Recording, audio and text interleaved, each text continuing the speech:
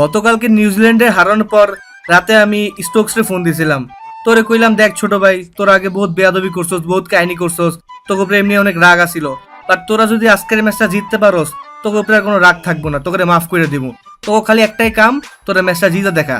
নোয়াখালীর আগে বিভাগ চাইছিলাম, কিন্তু এখন একটাই দাবি, তোরা আজকের ম্যাচটা জিততে হইব, বাস, আর কোনো কথা না। গতকাল রাতে মাশরাফি ভাইয়ের ফোন পাইছিলাম, তার কথাগুলো আসলে মনে লাগছে। পরে আমিও গভীর থেকে চিন্তা করলাম, আগে কেউ আমার দাম দিত না, এমনকি ওয়েস্ট ইন্ডিজের বলারও আমার 4 বলে 4টা 6 মারতো, কিন্তু সাকিব ভাই সেলুটের পর আমার দামই বাইরে গেছে। আগে কেউ আমার 2 পয়সার দাম দিত না, কিন্তু আইপিএল আমার 2 কোটি রুপি দিয়ে কিনে নিচ্ছে।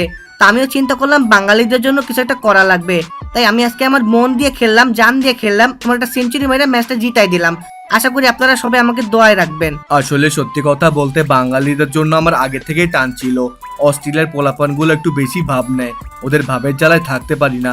কিন্তু গত বছর বাংলাদেশের পুরান ঢাকায় গিয়া ইফতার করছিলাম, ওদের ইফতার এত মজা লাগছে, পরে চিন্তা করলাম যদি বাংলাদেশের জন্য না খেলি তাইলে এই বছর আমার আর বাংলাদেশে ঢুকতে দিবে না, আমার পুরান ঢাকার মজার ইফতারিটাও মিস হয়ে যাবে। এজন্য সেই কথা চিন্তা করে আমরা আজকে বলে নিছি, দেখ তোরা যাই করিস আজকের ম্যাচটা জিততেই হবে, আর বাংলাদেশে গিয়ে একটা ভরপুর ইফতার করতে হবে। আশা করি আমরা সবাই একসাথে গ্রুপে ইফতারি করতে পারবো।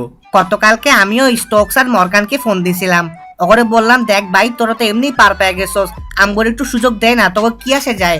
ওই না, দেখো আমরা বাঙালিদের কি সাপোর্ট করব, east or West Bangladesh is the best. ওরা এত ঘাটতে কথাই শুনাইতে পারলাম না।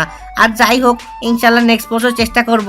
বাট এটা ভালো লাগতেছে যে ইন্ডিয়া এখনো যাইতে পারলো না, কিন্তু বাংলাদেশ পার পেয়ে গেছে, ভিতরে একটু শান্তি লাগে আর কি। আমি আসলে কিছু বলবো না, কারণ পাবলিকে আমার নিয়ে অনেক কিছু বইলা ফেলছে, আমি নাকি কালা পারি না, আমার নাকি রিপ্লেসমেন্ট খুঁজতে হবে। তো কালকের ম্যাচের পরে আমি তাদেরকে অনেক খুঁজতেছিলাম, কিন্তু তাদের কাউরেই খুঁজে পাচ্ছিলাম না। তো আশা করি তারা খুব শীঘ্রই গুহা থেকে বের হবে এবং তাদের মুখের উপরে আমি আরেকটা ভালো ইনিংস ভরে দিতে পারবো।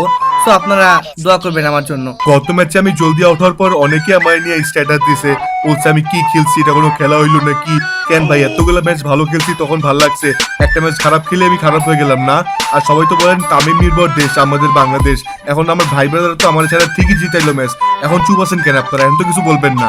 আমি তো বলার ভাষায় হারাই ফেলছি, ভাবছিলাম আমরা তো খুব ইজিলি পরের রাউন্ডে চলে যাব, কিন্তু কোনো ভাবতে পারি নাই বাংলাদেশ আমাদের আগে কোয়ালিফাই করে ফেলবে।